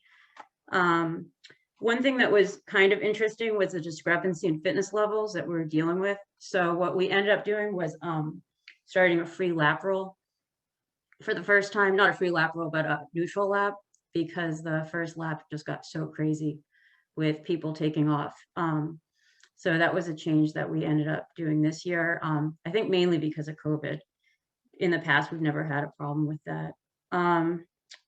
So that's pretty much it. I think what Brian mentioned was in terms of the rules, it is hard because you look at the local guidelines and, you know, everybody says follow the local guidelines and the state guidelines, but for New Hampshire, there's really no one size fits all. We were under the youth sports rules, and it was really confusing to figure out whether we could even hold the race or not. The rules that we had, actually, you had mentioned Millennial Running before, and he came and he talked to the task force in charge of youth sports. So the rules were really focused on like running races and had a recommendation that everybody stay 6 feet apart. So when we were looking at those rules and trying to figure out whether we could have a criterion, it wasn't totally clear. So I did end up calling the governor's office just to find out whether or not we could have the race, and got confirmation that we could and got that in writing. And I do recommend that if there's ambiguity in terms of the rules, that you check, because you're going to maybe facing something that's not clear, and especially where I think there's an exclusion now in the insurance, you do want to make sure that you're following all the rules. So get it in writing if you have a question. For us too, interestingly, for who was allowed to race, in New Hampshire, it said you could originally only have people from, I think, Vermont and Rhode Island. And when I called the governor's office to ask them about that and whether it would be permissible to have people from other states, they said it was. They had no problem with it whatsoever. Those rules for New Hampshire, he explained, were really focused on like little leagues and baseball, football games where, you know, piles of families would be coming up to New Hampshire, and they were really trying to prevent that. But what he did say was if it's, you know, one racer here or there coming from another state, it was fine to have them. So we did open ours up to all state athletes. But what ended up happening was mid-season, there were new rules where all of a sudden, if athletes were allowed from other states, because they made some changes for the youth sports, they had to sign a certification saying that they had quarantined for 2 weeks. So it was one of those things where if you don't go on the website on a regular basis to check what the screening questions are and what the quarantine requirements are, it can really hang you up because they change on such a regular basis. And I anticipate for this year, they'll continue to change. And at least in New Hampshire, there's no notification. You kind of have to just look at the website on a regular basis. So we ended up allowing people, we had pretty good compliance. We did not have a strict mask rule in New Hampshire. We asked everybody to wear a mask when they registered, and I thought that there was excellent compliance with that. It was really almost non-existent that people weren't wearing a mask. When people were warming up, they were not, for the most part, wearing a mask, nor when they were racing. So, you know, it's hard to know whether people are complying with all the rules and the screening questions, but for the most part, I think they were. One change I'm going to make for this year is on the site. when people register, I'm actually going to have them affirmatively certify that they will be complying with all of our COVID rules and all of the screening questions. So rather than just handing them out and hoping people read them and hoping people read my emails, at least I'll have something in writing saying that they've read them and they will comply with them. I think that's pretty much it for our race. I would note that, you know, New Hampshire at the time that we started to race, we had about 20 cases a day. So it was a really low COVID rate. We had almost no hospitalizations, and I felt really comfortable racing. It's still somewhat terrifying, especially I think we were one of the first races to start in July back up. But I did feel comfortable. And Brian, as you mentioned, after your first race, it seems like everything gets a lot less stressful in terms of moving forward. But you know, one of the questions that Colin had asked was, you know, sort of the response and the backlash and some of the fears of holding the race. And for us, quite honestly, I think the biggest fear for our race was just, you know, the social media backlash. And I tried as much as possible to stay away from Twitter and all the other sites. Just, I did not want to get involved in a debate as to whether or not we should be holding the race. I felt like as a promoter, it was a decision I made. I based it on, you know, local law and the science that we saw at the time. You know, and I did see some attacks, I think, on some promoters that held races, which is actually why we ended up canceling the Concord Crit. But for us, I think that was really my biggest fear, and I wanted to just stay away from that as much as possible. I think every promoter doing it even this year is gonna something to think about. That's all I have. Thanks, Danielle. One question I had for you guys, and I can just ask it because I'm kind of in charge here. Did either of your events have field limits, or like, did you have to make any accommodations to a limited number of racers? Like you weren't allowed to have a bigger than a certain size group? Yeah, for us, it was, at the time it was 50. It kept rising. But it was per wave. It was supposed to be, well, in the running guidelines, it said per wave, but the state said that's the same as a field in bike racing for us. It was 50. So Daniel, do you have any?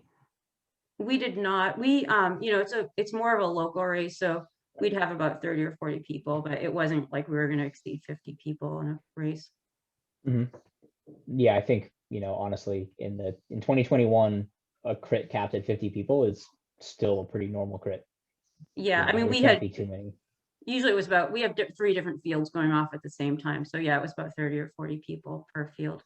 One thing I would note too that I'd forgotten to mention was the amount of racers, new racers that we saw, like first time racing people, was unbelievable. I mean, it was actually shocking how many people came up to New Hampshire, some people from pretty far away that had never even raced before. That's great to hear. So that kind of backs up this theory that there's maybe, in the end, the pandemic may end up being a wave for cycling growth, as people had to do something that's not go to the bar. yeah, we had a good amount. We had a good amount at the Tuesday night crit specifically, and just a reminder to like treat them super friendly. Like they might ask questions that are like kind of annoying and seem obvious to all of us because we've been putting on bike races and been in cycling, but we don't want to scare them away. So Cool. Do people have any more questions for our experienced pandemic promoters?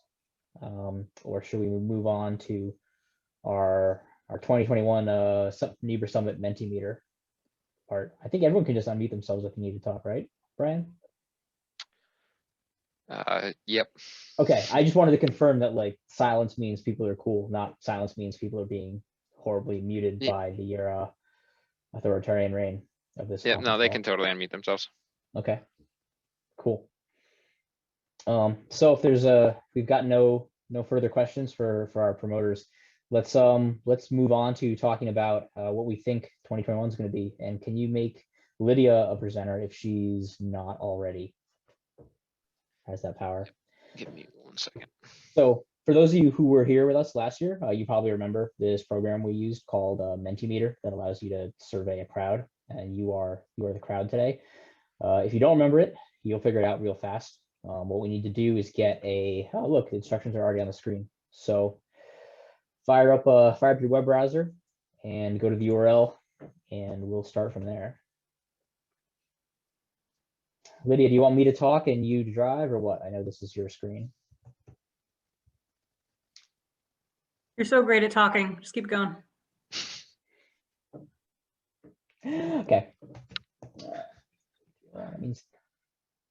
All right, so let's give everyone another 60 seconds to successfully use the internet. There we go. A race official was the first person to figure out how to use this. So go through and we'll just start saying who we are. I just want to get a sense of who's in the room. It feels like it's all the same promoter names I've always known over the years, but I don't actually know if that's true. It is nice to see people present at the summit every year who don't put on races, because that means they're interested in putting on races. And that's that we always need new blood coming in. Race promoting is not easy, it's not trivial, and it's not for everyone. So we don't want New England race promoting to be the same set of people that have been doing it for 20 or 30 years, because we also need to adapt to the changing times and get fresh ideas and fresh energy in. So looking at our breakdown, we've got a lot of experienced promoters, fair number of people who only identify as club representatives. So I'll assume either they're here for the Nebra annual meeting and then just couldn't quit, or they're curious about promoting but not willing to categorize themselves as such. Got 2 USAC representatives. I wonder who they could be. I'm actually shocked to find out there's 8 officials on the call. That's great. That are, officials are actually the true unsung heroes that make the bike racing world go round. That's one of the reasons that one of Nebra's only confirmed expense for this year is to pay our officials coordinator, because it's real work that involves managing a lot of people, and those people are important and strongly affect the quality of the events we put on. So Go officials. Woo. Yeah, officials are great, and officials are underpaid for the value you get for that much experience. It's a great deal. But yeah, so it's a bunch of experienced promoters. Who'd have thought? So let's move on to some real hard hitting questions. So what are y'all thinking about your race promoting this year?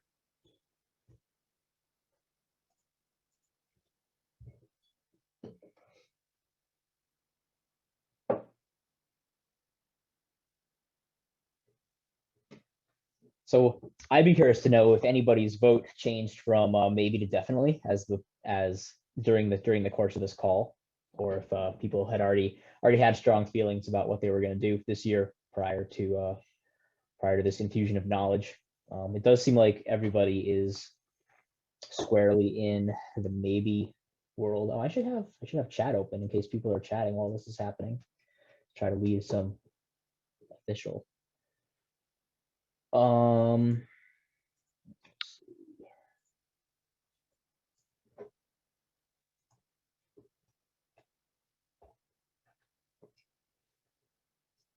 So, I mean, I guess this is good, right? There's most people here are at least interested, which I guess makes sense, right? Why'd you come to a promoter summit if you've already given up on your race? Although I do know that Phil Towns is officially off, according to a message Chris left in the chat much earlier. And I am not surprised. I can't imagine trying to coordinate a road race through 6 to 8 towns that runs in June. I've been seeing a variety of casual dates getting thrown out in the chat, which is great. That's awesome. I have been running that submission form where everyone puts in their intent. If anybody has not filled out the form, I'll include the form on our post-summit information, so you can get that in there. But we definitely want to keep this all on a spreadsheet so we can start ferreting out those conflicts as they come up. Like I said, right now, there's basically no conflicts, especially not before August. But I don't want to say that and then turn out to be wrong because someone didn't put their intent on that sheet. So I'll include that link. Add the dates to the Nebra calendar link. Brian, what does that mean?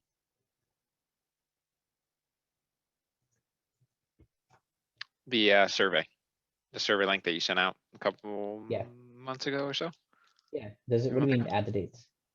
You mean Add add the your link to the dates. survey? No, I mean, Add my, like, this is a, for the I'm crowd. saying for Yes. people, for the crowd, yeah, for Yep. people throwing their dates in this Exactly. chat. Exactly. So at the end of the summit, you're going to get an email that's going to include all the links that got thrown in the chat here, all the USAC cycling links. One of the links will be the Nebra 2021 calendar, Google Doc and spreadsheet. So anybody who has not registered some intent on that, please go ahead and do so we can pay attention, keep tabs as best we can on what's going on. All right, I see Lydia's advanced a slide, and I appreciate that. This is a essay question. So Actually, while we're waiting, Colin, for people to answer this question, I see you have a pull-up rack in the back. You want to do I some was pull-ups for really, us? no, what do you mean? No, there's nothing to see there. I'm not weaker than I've ever been in my life right now. I could do 12 pull-ups, but I think it would distract from the seriousness of this meeting. Right. Mhm. Yeah.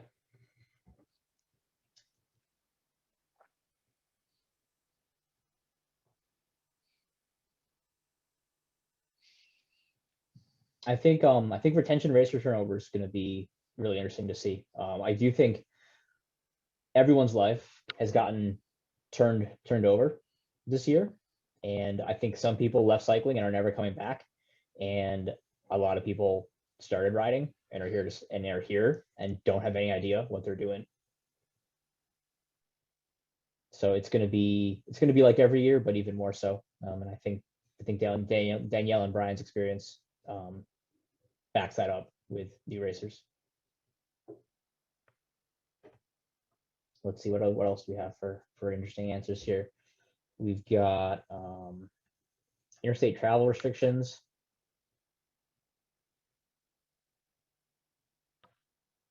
That's kind of a during pandemic thing. Yeah, I think in addition to race return, I also think we're going to see significant race turnover. Promoters that have retired and races that are too expensive to run, may never come back. It's a lot easier to do an event every year when you kind of just have to, and I think a lot of people after taking a year off will be thinking hard about if they want to do their event again. Yeah, I think actually capturing parts of the market that just emerged because of rec riding is super on point.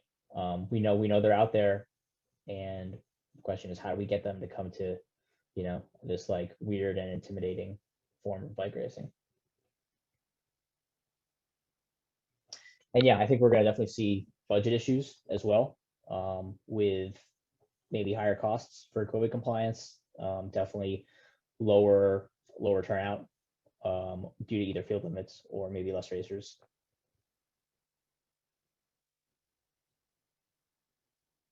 So yeah, total event cap speaks to that as well.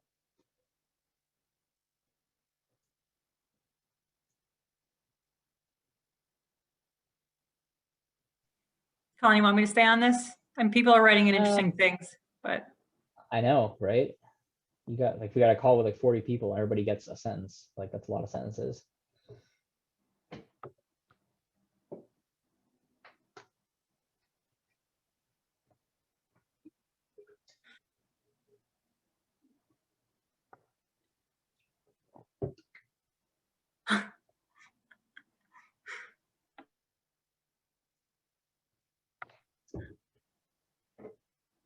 Yeah, I do think that right in the center there. After 2 years off, I think it'll be an issue to get people back.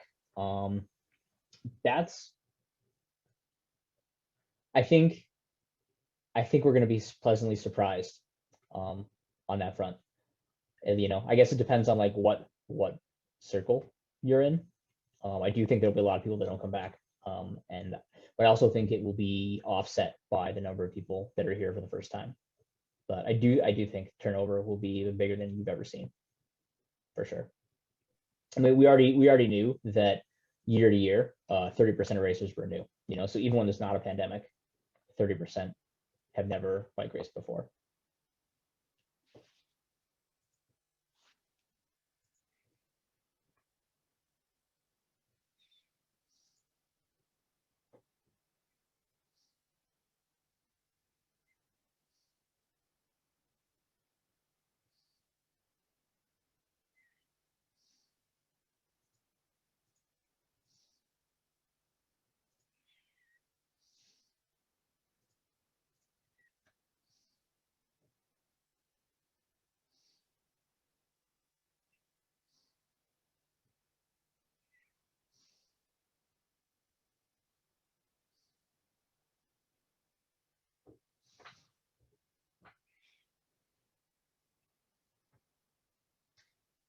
So this is an interesting one. Looks like we unanimously think that the biggest challenge is going to be venues.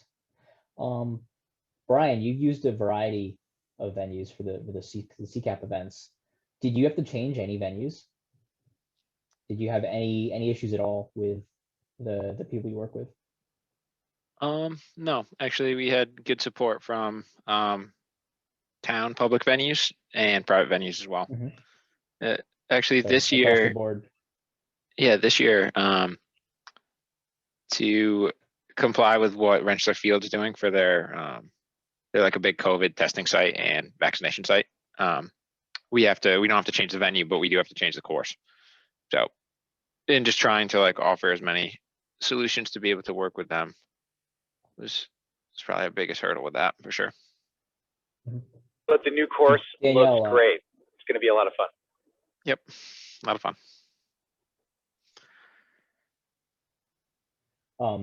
Danielle, is NHMS a entirely private enterprise?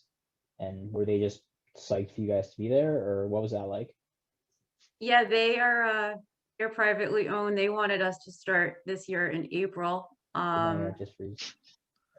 But after I learned about the insurance issues, even with our private insurance for the event, I decided, just out of an abundance of caution, to push it back to July. And then the city, when we were going to do the concrete crit, was totally fine with having the race there. That's interesting. So even last summer, the city of Concord was like, yeah, go ahead, have a crit, no worries. They were. I actually talked to them about some of my concerns, and at that point, our race was a week before the NASCAR race, which was going to be held over at New Hampshire Motor Speedway. So, a few hundred people paled in comparison to the tens of thousands of people that were coming into the city. So it really was not a big deal to them at all. Yeah, it's super segmented because Rensselaer Field had gotten approved by the state to host like a god awful amount of people at one point, like last summer. So they were saying that our small training race was no concern at all. So it sounds like it's possible then that our perception of venue difficulty may not match the reality, and maybe towns are dealing with so many other events and gatherings that they have to make work that actually a bike race like doesn't seem as intimidating to them as it does to us. Hopefully.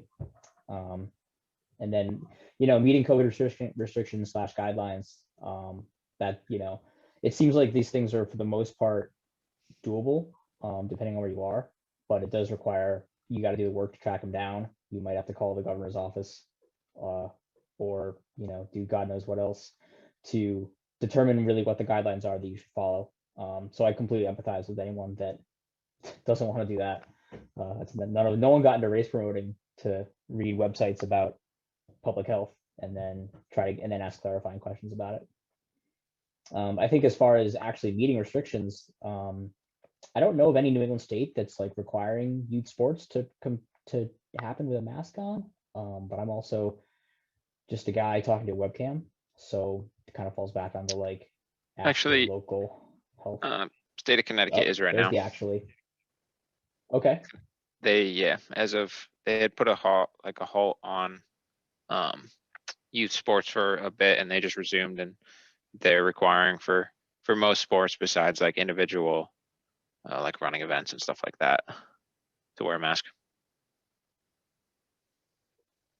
Right, but the rules are very different per sport. My daughter runs indoor track, and she's required to have a mask on when she's basically on the sidelines, but when she's in competition, she doesn't have to wear a mask, which baffles me,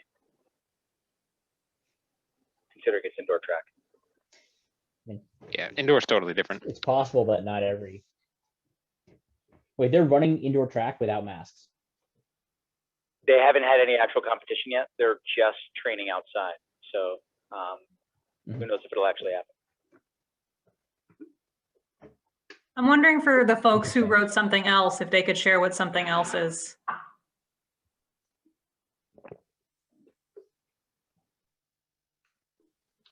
I wrote something else mostly because I am putting on an event for the first time, excluding a collegiate bike race 15 years ago. So that's probably my biggest hurdle. Well, you've come to the right place because you have the combined knowledge of several hundred years of race promoting on this call. And I think almost everybody would like to help you run a cross race in Vermont. I mean, short of actually doing the work. You know? I'm not saying I'd volunteer, but like, you know, I'll answer your questions.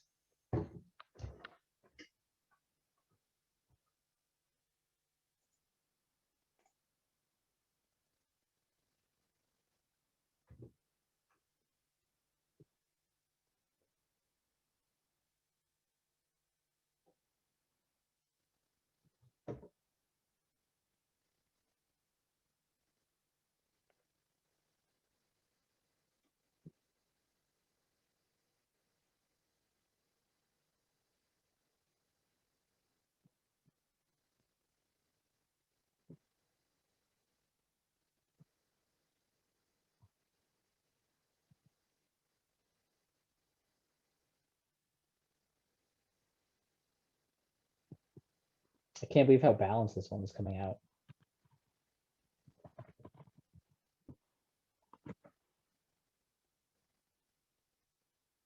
I think it might depend on, at least for interstate travel, I think it kind of depends on the state you're in.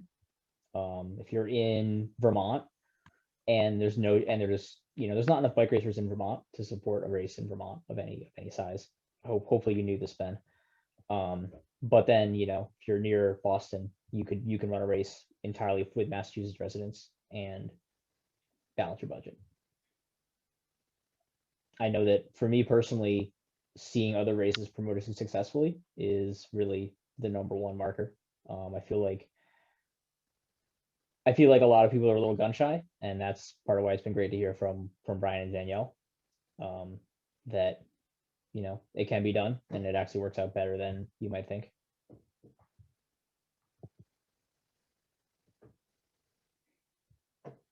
So we got 2% on something else. I mean, that's like probably one person. So we could put someone on the spot and say, type in chat what condition there is that we didn't cover here.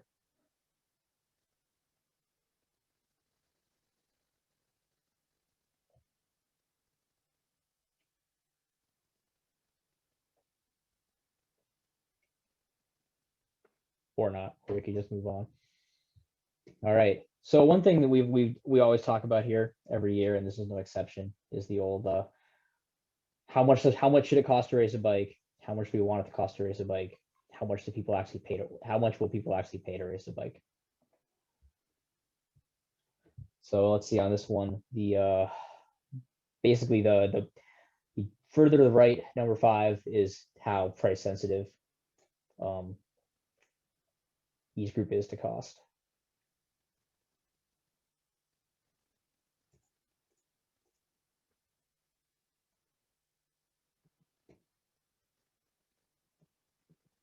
Is it safe to interpret that juniors means their parents? Like I how mean, this is sensitive interesting. their This parents is are to it? the never ending. I mean, you work with juniors. What do you think? I think it totally changes the answer depending on how you Yeah. interpret that. I don't think juniors are sensitive to it at all. Parents might be, for sure. Right.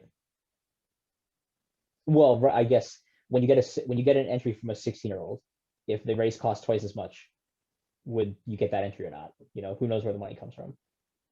But more like, how do you affect your turnout? You can see from our bars in the background actually that let's see it. Adult women is like very divergent, right? Some people think they're very cost sensitive, some people think they're not. You know, it's a big flat one.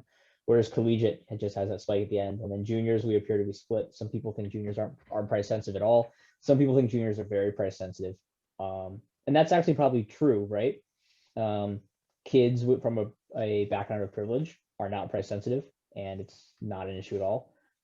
Kids who are forging their own path in bike racing and maybe have parents that aren't that engaged, you know, maybe Nesca kids, for example, that have gotten into it through school but don't have, you know, parents that want to buy $5,000 bikes and drive everywhere. Those kids can be very price sensitive. So that makes sense to me. And of Colin, you course, can we also all- see that essentially on average, like it's a wash, which is interesting. on juniors, you mean? No, so the line down the middle is the average across all categories. Right. So we all agree that adult men are the least price sensitive. So what this means definitely is that you should charge adult men more, and you should create discounts for collegiate kids. Yeah. I don't know. I mean, as an adult man, I'm desperate for activity, and I would pay more for bike racing than I would have a year ago. That may not last forever.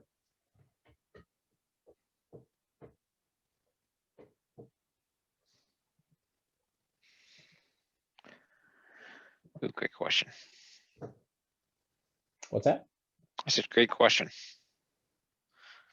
This is, because there's Should probably mute myself. there's 40 epidemiologists on this call, and we're all experts and able to prognosticate the future. Much like how last March we all knew exactly what would happen. So let's see what we think. But yeah, we had to define what normal meant, and I convinced Lydia that normal is anytime you can go race your bike without a mask every weekend. So maybe there aren't as many spectators, maybe you can only have 50 people per field, but there's a race you can go to that feels like a regular bike race, at least while you're racing.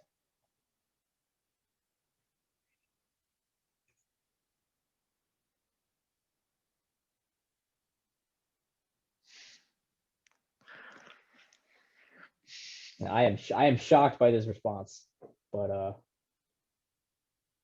yeah, wow. So people don't think we're going to have a cross season that feels like a normal cross season for the most part. And I would love to be wrong. I would love all those people to be wrong, but if cynicism was your method of predicting things for space starting last year, you would have gotten a lot of things right. So it's probably safe to remain cynical until proven otherwise. So I guess the wisdom of the crowd has spoken, and we're going to do some stuff this year, but it's not going to be normal until next spring.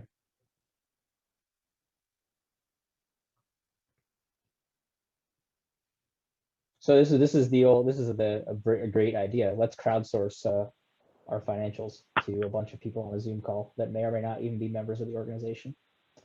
But we do have a board that actually makes this decision, but I wanted to see in general what people think should be done with a couple $1,000 to help bike racing out when it's going through a very strange time.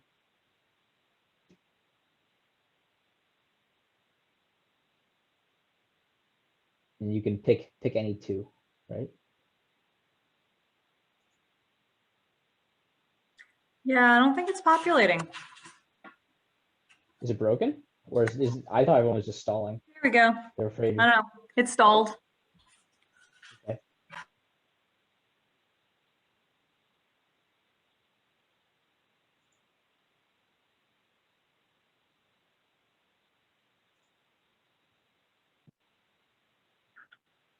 Everyone's showing an abundance of caution.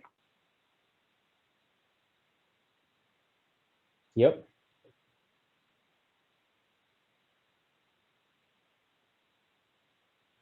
I mean, we certainly will keep running our grant program, so that's if people apply for grants, I think we'd love to give them some money, and we appear to have some money. But yeah, but what's the role of a volunteer run organization with a small budget other than sending emails and coordinating schedules, because we don't really need to spend money to do that. But I do know that by spending money, you can achieve things, and our goal is to achieve things. So the real question is, what do we want to achieve, and when do we want to start trying? But I guess if people don't think we'll have a normal season until 2022, it makes sense that we also wouldn't want to start fully investing in Colin, until 2022. For a reference point, can you let people know how much the grant budget was in 2019, say? Ooh, 2019. I think it was, the budget may have been 5,000. I'm gonna say it was 5,000 plus or minus 1,000. That's what you get for asking about a year that wasn't last year, because I don't have it in front of me. But I think, yeah, over the years, I think we've sent out $4,000 to $6,000 in grants, if I recall, over the recent years. All right, and this, hey, look, it's 5:58. As promised, this meeting was 2 hours. Here's our final question. This is a note of hope.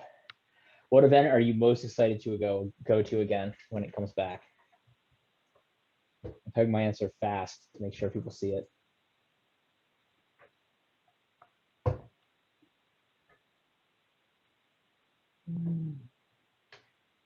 Wait, Gloucester cyclocross. I have bad news about that one.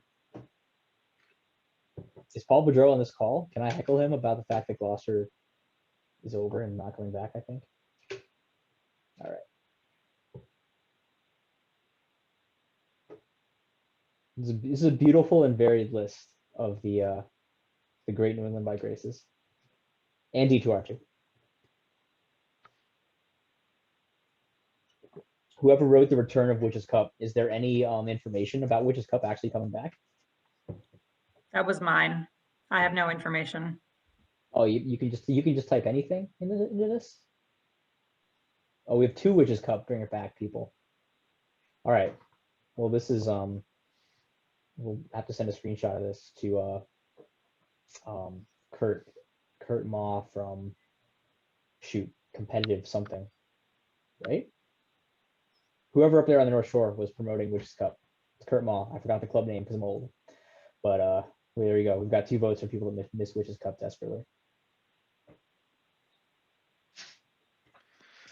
But yeah, I'm mainly in agreement with anyone, or any bike race. Because I think we're all missing bike racing completely. I got Adam Myerson in my DM saying, do you want me to update people on the NECXS? And I mean, the update is that the UCI Cross Series does not exist in New England because there's only 2 UCI Cross races. Adam, if you want to say any more about that, go ahead and unmute yourself. No, that's generally the gist. I feel like often at this meeting, people are looking for those kinds of updates. So yeah, I don't have any, there's no plans for a series right now. And that's the first time there hasn't been a series in, I don't even know, maybe 30 years. I don't know. I can't speak for NBX. Supercross, I think, is unlikely to happen. I'm seeing some questions there. Scroll down, make sure I got that question answered. It's possible that the races that were previously UCI that are not now will still happen, but I don't have any information for you on that right now. Colin would actually know better than I do if those people put in for, when we were all asking for dates, and at least for the New England races, if people requested dates. But Northampton's on the first weekend of November, which is not its normal date, but it's on that date because there wasn't supposed to be a Pan Am Championships, and USA Cycling asked us to be on that date. And then after the fact, someone did come forward looking to put on a Pan Am's, but we were at the point now where not only were we locked into that date, but so were the races that were behind us, and everybody tried to shift back one weekend to make room for Pan Am's, but instead the solution is that Pan Am's will be on the first weekend of December, which is normally NBX. I don't think that matters for most of us, but just so you know that for the other organizers, that we'll probably go back to the second week in November in 2022, but for 2021, we're first weekend in November. That's the gist. I don't think there's anything. Oh, I'm not expecting there to be a New England Crit Week either, because similarly, I can't run a series without events. I still have this goal that in the 10 days that follow July 4th, that we can get some of our best weeknight crits compacted into that window. That window traditionally puts us between Tour of America's Dairyland and Intelligentsia Cup. And so thinking about a series that works for New England, but that will eventually draw national riders from around the country, that's the window that we target. And historically in New England, that has been a big week of bike racing. It's been a long time since it's been the case, but when Fitchburg was a one-day race and there was Andy Raymond, and some of you are old enough to remember this, but I think it's possible to build that week back up, but that's clearly not happening this year. So I'm open to potentially putting together some, if a bunch of crits happen and I can string together a series for promotional purposes, I'm not opposed to that, but I'm not putting any work into that right now. I'm not aiming for that to happen. I'll wait and see what people can put together before I start trying to boost what exists. That's it.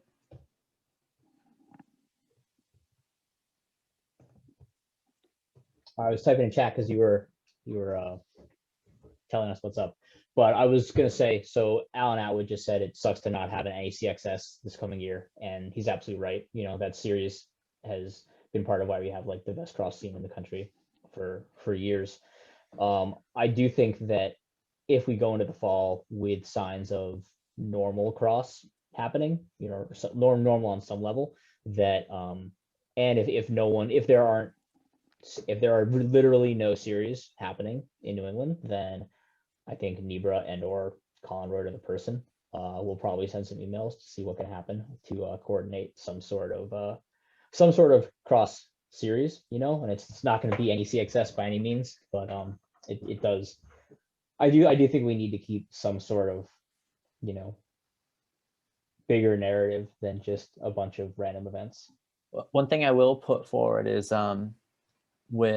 without a series, the one thing that we do have, just thinking about national level, the biggest events, that makes Northampton and really rad sort of the big 10-day period of national level cross in New England.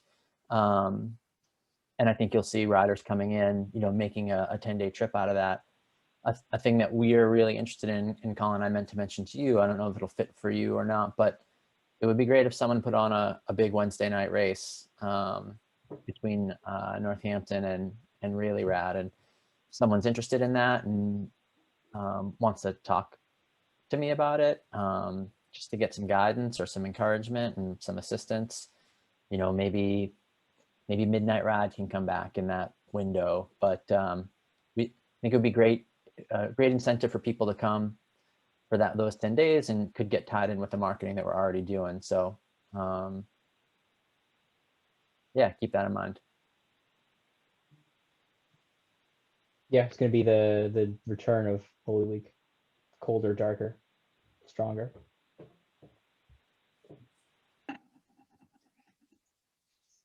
So, all right, everyone. Thanks for your time. Thanks for hanging out. Thanks for listening to me. Thanks for asking questions. We'll do it. Yeah, I got a bunch of links that'll be in your email with a recap. Brian has recorded all this. I see it says recording in the upper left. So I'm terrified to see what I said to myself. So we'll get this posted up on the Nebra YouTube in however long it takes to encode 2 hours of video. Hope you got a good internet connection, Brian. And we will go forward from there. Seems like our biggest issue right now is that Nebra needs to find a 7th board member. So if anybody was deeply inspired by this meeting and wants to be part of it once a month, then send us an email. And we need to stay on top of scheduling stuff as it develops. People have a lot of enthusiasm, and I don't know if it's all captured in the old spreadsheet. So we'll keep sending scheduling emails. Nebra is we'll send out a consolidation kind of the best COVID practices, because I know Matt Stewart said he was basically following the CCAP COVID plan with Plainville. So I think that'd be good for everyone to see. People who need to kind of have like a bit of a blueprint that we've used successfully in New England, or at least in Connecticut. Yeah, so we'll get that out there with along with the notes from the meeting, and we'll keep writing on schedule stuff as it becomes available. And maybe someday we'll actually get some bike racing and can get back to normal. But apparently that's still gonna be 12 months from now because the math. I'm a little nervous about being the spring guinea pig. I deeply appreciate that you are being the guinea pig. Are you running with a full full schedule? Like, sorry, are you doing 4 weekends, like all of March? Yes, but only from 8 to 12 as far as racing. So we don't have a full day, but it's half a day Yeah, basically. yeah. But you're gonna do it 4 times. I So am. I'm going at to the give it end a of it, shot. Either I you've got either 2 proved in that it last year. works. Yeah. We have a new course, so it should be interesting. Is it a new venue? Yes. Our old venue got taken over by a giant refrigerator. They put up a huge refrigeration building. So yes, this is a longer course and hopefully, it'll allow for better distancing and stuff. It should be great. Cool. Should have moved to Connecticut this winter.